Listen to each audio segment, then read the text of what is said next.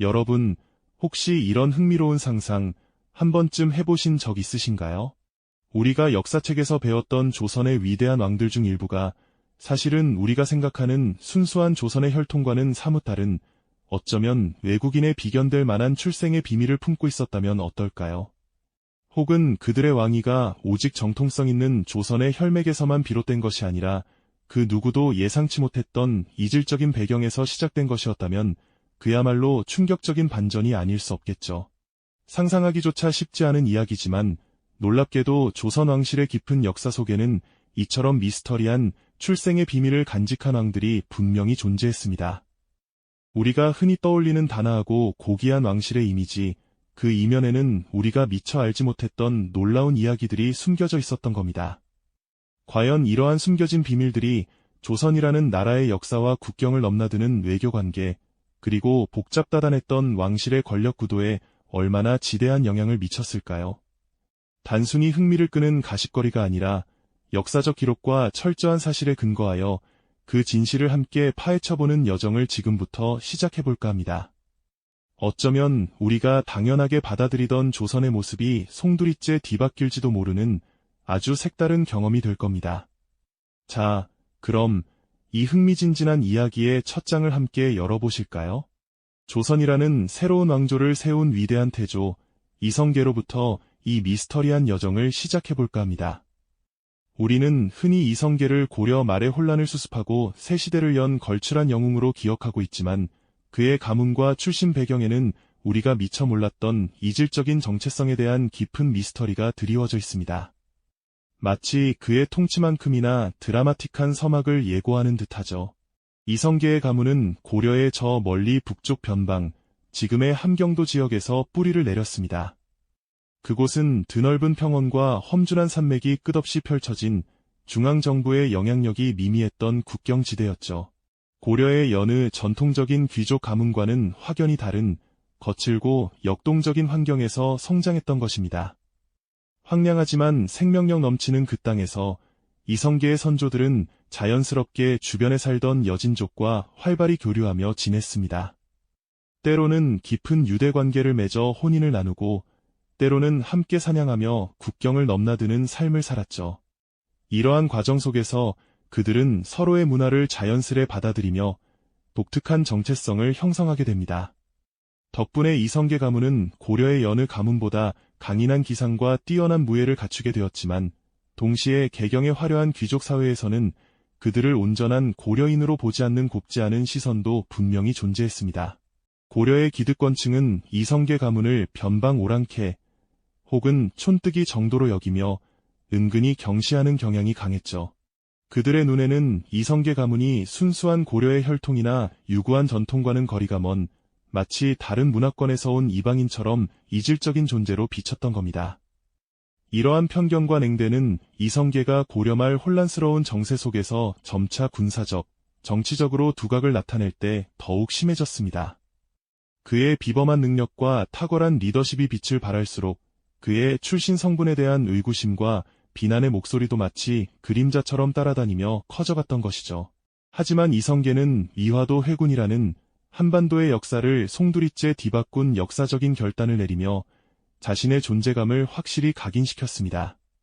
압록강변에서 칼날을 돌려 개경으로 향하던 그의 모습은 그 어떤 편견이나 냉대도 막을 수 없는 강력한 의지와 불굴의 결단력을 온몸으로 보여주었죠. 마침내 그는 새로운 왕조, 조선을 선포하며 위대한 태조의 자리에 오르게 됩니다. 그의 위엄 넘치는 즉위식, 그 웅장한 환호성 뒤편에는 어쩌면 여전히 그의 이질적인 출신에 대한 속삭임이 조용히 그러나 끈질기게 흘러나왔을 겁니다. 과연 변방의 피가 섞인 이가 진정한 고려의 후예들을 대신해 새로운 왕조의 주인이 될 수 있는가 하는 정통성 논란은 조선 건국 초기부터 이성계가 평생 짊어져야 할 숙명과도 같은 무거운 짐이었죠. 이처럼 조선의 첫 번째 왕부터 우리가 알던 역사와는 사뭇 다른 이면이 깊숙이 숨겨져 있었던 겁니다. 그의 강인함과 카리스마 뒤에 가려진 어쩌면 왕으로서의 정통성을 끊임없이 의심받아야 했던 한 인간의 고뇌와 복잡한 심정이 느껴지는 대목이 아닐 수 없습니다. 그렇다면 조선 왕실에 숨겨진 출생의 비밀은 과연 이성계 한 사람에게만 국한된 이야기에 불과했을까요? 아니면 또 다른 왕들에게도 이와 비슷한 혹은 더욱 복잡하고 흥미로운 출생의 미스터리가 존재했을까요? 다음 이야기에서는 또 다른 왕실의 비밀을 파헤쳐 볼 예정입니다. 이성계 태조의 강인한 카리스마와 이업 뒤에 가려진 출신성분 논란이 조선 건국 초기의 무거운 숙명이었다면 조선 왕실에는 이와는 또 다른 형태의 어쩌면 더욱 개인적이고 비극적인 출생의 비밀을 안고 왕위에 올랐던 인물도 존재했습니다. 우리가 흔히 폭군이라는 이름으로만 기억하는 폐위된 왕, 광해군이 바로 그 주인공이죠. 그의 삶 전체를 관통했던 숙명적인 꼬리표는 다름 아닌 서자 출신이라는 지울 수 없는 낙인이었습니다. 조선 사회에서 적자와 서자의 구분은 단순히 태어난 순서를 넘어 한 사람의 운명과 지위를 결정하는 절대적인 기준이나 다름없었죠. 특히 왕실에서 적자가 아닌 서자가 왕위에 오른다는 것은 그 자체로 유교적 가치관이 지배하던 당시 사회에서는 크나큰 정통성 논란을 불러일으킬 수밖에 없는 실로 파격적인 일이었습니다. 광해군은 선조의 둘째 아들이었지만 적자인 임해군과 달리 후궁의 몸에서 태어난 서자였기에 그의 왕위 계승은 처음부터 순탄치 않은 가시밭길을 예고하고 있었던 겁니다. 임진왜란이라는 초유의 국가적 위기 속에서 그는 세자로 책봉되어 분조를 이끌며 실질적인 국정 운영을 도맡아 백성을 보살폈습니다.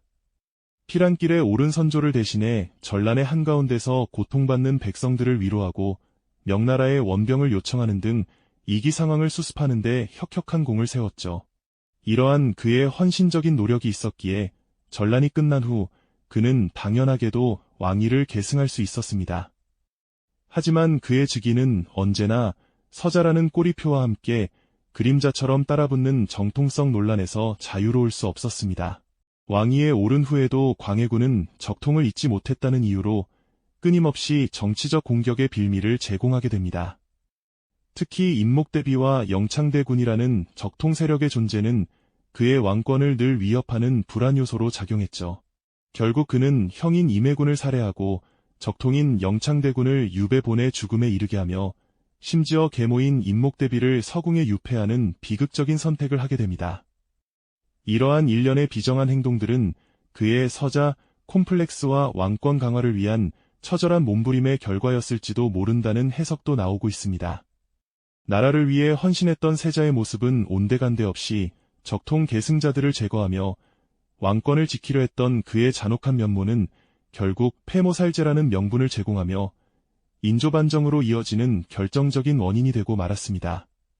역사는 그를 폐위된 왕이자 폐륜적인 폭군으로 기록했지만 그의 불운한 삶의 이면에는 서자라는 출생의 한계를 뛰어넘으려 했던 한 인간의 고뇌와 처절한 몸부림이 숨겨져 있었던 건 아닐까요? 즉위 내내 그를 옥죄었던 정통성 논란은 결국 그의 비극적인 최후를 불러온 가장 큰 원인 중 하나로 작용했던 것이죠. 이처럼 조선의 왕들은 단순히 혈통만으로 왕위에 오르는 것이 아니라 때로는 자신의 출생의 비밀과 맞서 싸우며 정통성을 증명해야 하는 무거운 짐을 짊어져야 했습니다. 이성계 태조의 변방인 정체성부터 광해군의 서자 출신까지 우리가 알던 역사책 속의 왕들과는 사뭇 다른 인간적인 고뇌와 복잡한 배경을 지닌 인물들이었음을 알 수 있습니다. 과연 조선 왕실의 숨겨진 비밀은 이 두 왕에게만 국한된 이야기일까요? 아니면 또 다른 왕들에게도 이와 비슷한 혹은 더욱 충격적인 출생의 미스터리가 존재했을까요? 이 영상이 도움이 되셨다면 좋아요와 구독 부탁드립니다. 여러분의 응원이 제게 큰 힘이 됩니다. 다음 영상에서도 더 유용한 정보를 공유하겠습니다. 감사합니다.